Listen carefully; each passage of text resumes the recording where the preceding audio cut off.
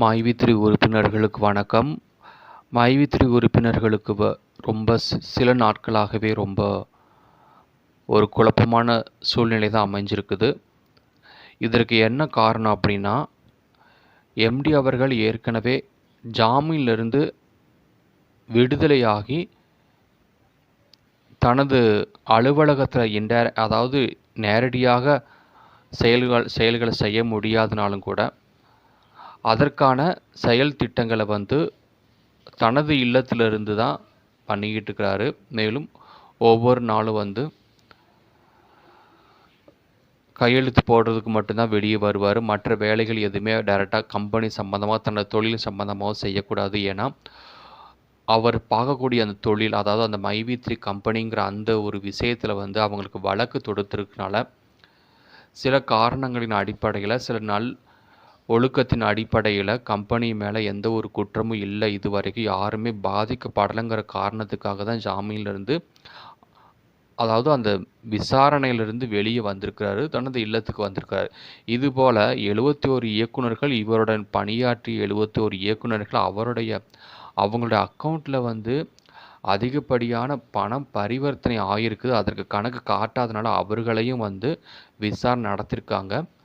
So இந்த விசாரணை இதனுடைய முடிவு 2 நாட்களுக்கு முன்னாடி தெரிய வரும் அப்படின்னு ஒரு தகவல் வெளிப்பட்டது. ஆனால் தகவல் மற்றும் இன்னும் சில நாட்களுக்கு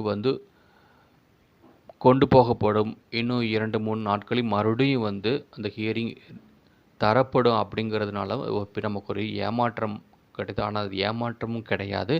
இது நமக்கு கிடைக்க அடுத்தடுத்த வெற்றி படிகள் தான், நமக்கு அடுத்தடுத்து போகக்கூடிய ஒரு நம்பிக்கை படிகள் அப்படிங்கிறத நான் சொல்ல வந்திருக்கேன் போன வீடியோவில்.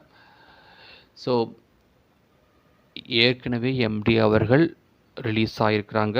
மேலும் அடுத்த 71 இயக்குநர்களும் இதே மாதிரி எம்டி அவர்கள் எப்படி ஜாமீன்லேருந்து வெளியே வந்திருக்காங்களோ அதே மாதிரி அவர்களும் வெளியே வருவார்கள். அந்த ஒரு அர்த்தத்தில் தான் நம்ம வீடியோ போட்டுட்ருக்கோம். சில பேர் அதை தவறுதலாக புரிஞ்சிட்ருக்காங்க. சில பேருக்கு அதில் நம்பிக்கை இல்லை.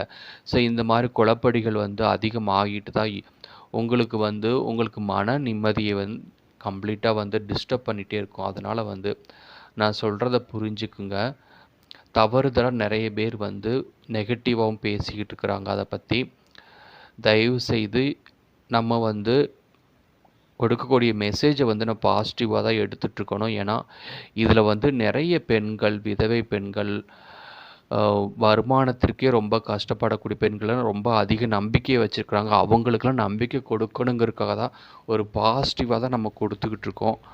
அதனால் கூடிய விரைவிலேயே எல்லாருமே ஜாமீன்லேருந்து வெளியே வந்ததுக்கப்புறம் அடுத்து வெற்றிகரமான தகவல்கள் வெளிப்படும் அப்படிங்கிறத நான் இந்த வீடியோவில் நம்ம கேட்டுக்கிறோம்.